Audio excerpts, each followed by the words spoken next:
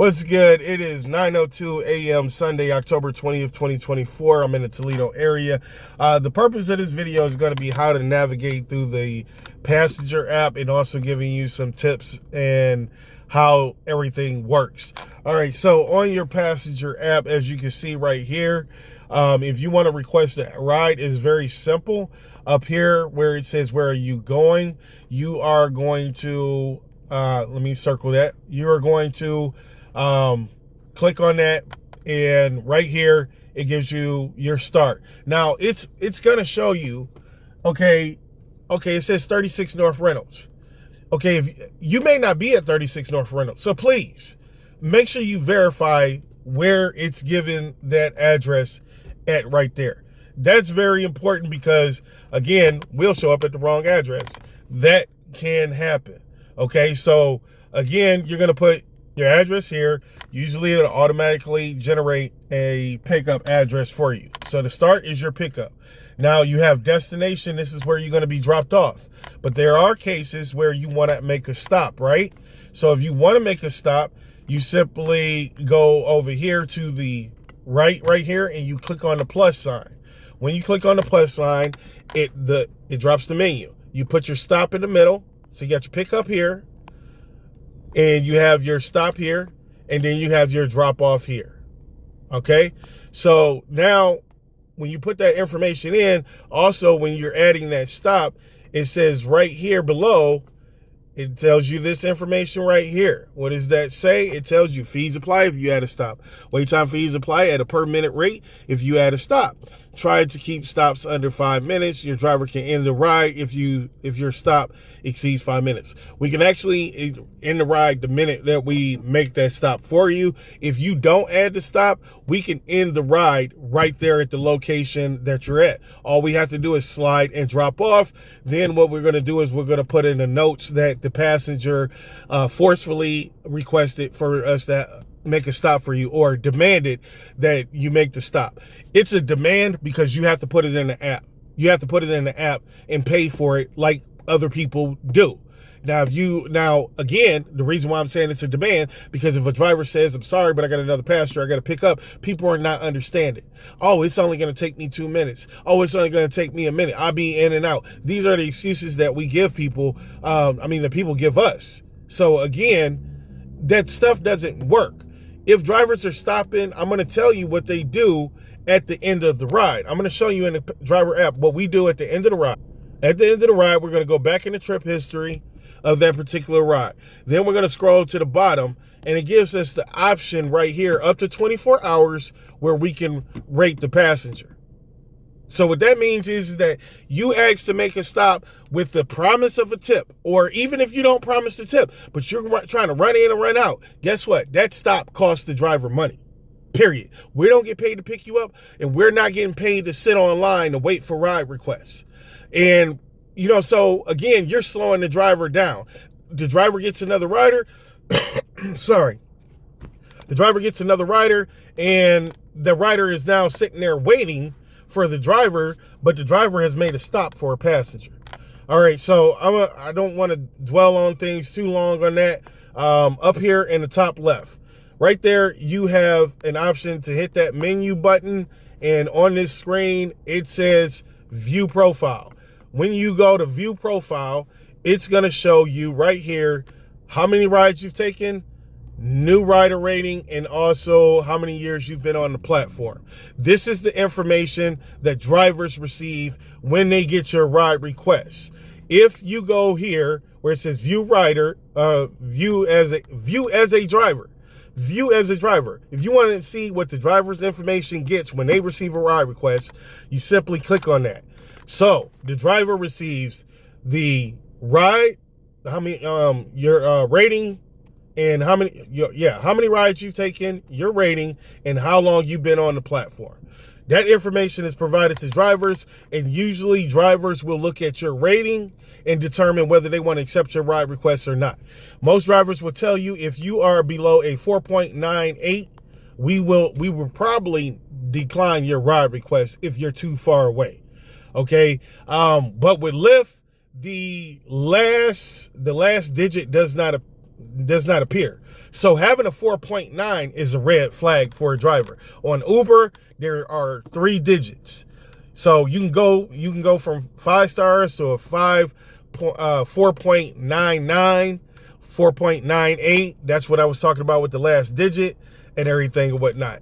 But with Lyft is only going to show they're only going to show 2 digits. They're not going to show the last one. So dropping below 5 stars can sometimes be threatening on the Lyft app, especially at night. If you drop down to a 4.8, you reduce your chances of getting a ride accepted by a driver, especially if you are further away. Okay, so keep that in mind. Those ratings are important. So how do drivers rate?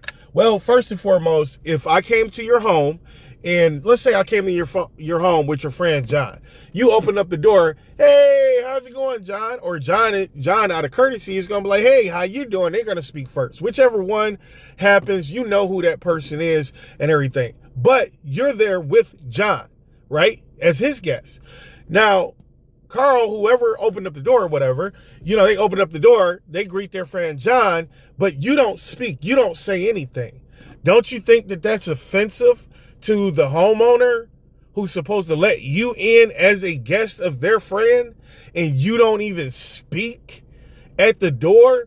That is frustrating, and a lot of people would not let you in and they would feel disrespected if you do that. So I bring up that scenario as when you open up the door to the driver and everything, again, a lot of people are not speaking.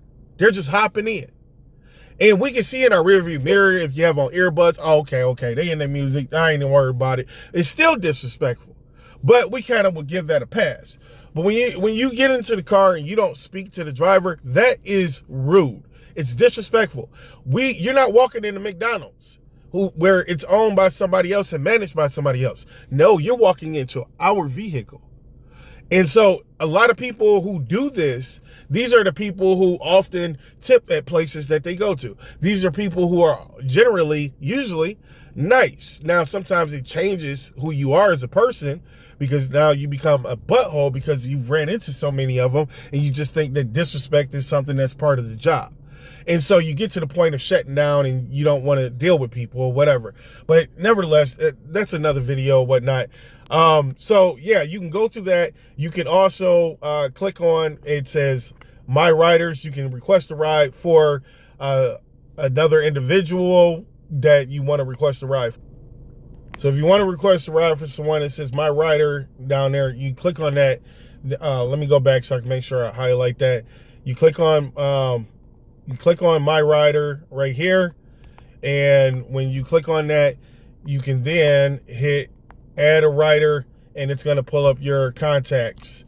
And you can add the rider from there. Unfortunately, right now, they have it to where if you want to request a ride for somebody else, that friends and family must have a Lyft account for you to send them a ride. This feature isn't available for people without a Lyft account yet. Actually, they did have that added to the app where you can just enter, pull a contact and then add that rider. I don't know what happened. This is something that recently happened. It might be because of their new verification process or something or whatnot, but this is a huge issue for drivers because a lot of people are just going to still request a ride for someone else without putting them in the app. But a driver can easily show up and say, I'm sorry, but the ride is for Sarah. And then they're like, oh, no, they requested a ride for me. And then the driver can show them on the app. The only way that they can request a ride is that if you have the Lyft app and because they're trying to make sure that people are verified. And so the only way for someone to request a ride for you is if you have an app and you verify. Now, the only thing that happens, even if a driver breaks that down, is people are going to, they're going to get negative. And they're going to say, man, if I had the app, why would I have somebody else send a ride for me? And everything. Well, that's because you probably don't have any money in your bank account or you don't have a credit card. I don't know what the situation is, but nevertheless, I'm telling you how my job goes and what I'm supposed to do. Now, drivers are going to still pick up passengers because they're gullible and they're desperate at times. So a lot of these drivers would just go ahead and pick up whoever is at the stop. I don't care. I do not care. If I get there and the person listed is not available, guess what? I am going to tell them that I'm sorry, but they have to put your information in the app. Otherwise, I can't do the ride if it's not on. If you're not listed and everything and whatnot. I mean, that's just plain and simple. I'm not about to take a chance of somebody putting a gun in the back of my head, a knife in the back of my head, spit on me, and I can't report that and get that individual in trouble because the account holder said, "Oh, I requested a ride for somebody else, but I'll never do it again." No, man, this stuff is not even cool. So they need to fix that because it wasn't like that before, and they changed everything and whatnot. Also, again, you have other options here. It says set your pickup colors. All right, so when you click on set your pickup colors, you can scroll up and you can get a distinctive color that you want for it to light up the way you want it to light up whenever the driver pulls up. This is good for when you're at events or you're at a business and you want to make sure that you're getting in the right Dodge Ram or Dodge this or Chevy or whatnot. You want to make sure that you're getting into the right vehicle. You also have down here at the very bottom, it says link accounts. You can hit link accounts and add rewards programs, Hilton Honors, Alaska Mileage, and so forth. From there, right here at the very bottom right here, you can see that you earn different badges with Lyft. When you go on there, you can actually hit view all, and you can see quite a few badges that you can earn. Marathoner, 5-star rider, Lyft anniversary, top tipper, helping hand, and 2-wheeler. So you can actually earn different rewards. Does it translate to money or cash or whatnot? I doubt it. You can also up here in the top right corner, I'm going to click on that edit button, and it says profile photo. Okay, so right here, you can click on the profile photo. And as you can see at the very bottom, it says take a photo. Choose from gallery. So you can update your profile picture whenever you want to. And from there, you can change your name on your account. Now, please do not put nicknames on your account to appear when the driver receives your account. I don't care. It doesn't matter if you don't want people to know your real name. You know why it doesn't matter? Because people can find you on Facebook because you have a public profile.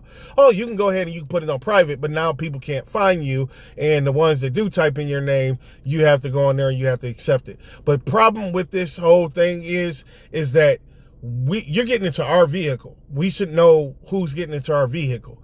We think that when we see a fake name, we think that the person is up to something, a scam or something, or that they're going to try to attack us or whatever. So less drivers are going to accept your ride request if you're using a fake name. They're not going to accept your ride request. You might think that, oh, I always receive a driver in like 5 to 10 minutes. Yeah, but they've been sending drivers, your your pickup for like 4 or 5 minutes. You're talking about 5 or 10 minutes for you to get a driver. So that means maybe 10 or 20 people have declined your ride. People who use fake names pay more money for rides, period. You know why? Because drivers are going to decline it. So many drivers are going to decline your ride before somebody accepts it. And the way that Lyft's algorithm works is that they're going to, they charge more based off, okay, so one driver, it goes to one driver, let's say $3. The driver declines it. It goes to the next driver like $3.15. Next driver maybe $3.35. Next driver almost maybe $1. Okay, so once it reaches its maximum threshold, which is where Lyft can't make a dime, then Lyft is going to bump you out the queue and you have to request a ride again. So if I haven't convinced you, when you request a ride again, they're going to charge you more. Now, if I haven't convinced you why you need to use your actual name, so be it. You can use whatever name you want to. I know one thing for me, especially after a certain time of day, I won't be the one accepting your ride request. And there's a lot of drivers that won't risk it, especially the ones that have been carjacked and robbed. And again, if you only have 5 drivers online at the time that you request a ride, but 3 of them have already given you a ride and blocked you, and the other 2 won't accept your ride request because it's a fake name, you won't be getting a ride. You'll be stuck going on Uber and everything. So hopefully I provided people with enough information on how to navigate through the passenger app. I think the change in the rider and, your pickup and also your stop and drop off location is something that is very important to all of the passengers that are new, and even some veteran passengers didn't even know that they can add a stop, and now you know how to do it the proper way and avoid any type of negative drama or anything like that. So I appreciate y'all for watching. I wish I'd have kept the video short, but yeah, there's a lot to explain on that end. Thanks for watching. I hope you have a great day.